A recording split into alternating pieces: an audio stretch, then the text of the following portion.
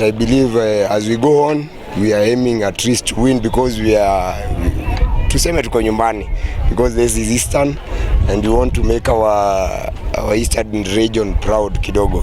15 girls should be adopted by the KSSA. Yes. Because these are students, they are paying the same fees that boys are paying. They are under the same ministry that boys are under. So to me, putting 15 girls out of KSSA, it is like a discrimination. Sports is for both wealth and health, more or less like Brookside Dairy Milk, which is also for health and wealth.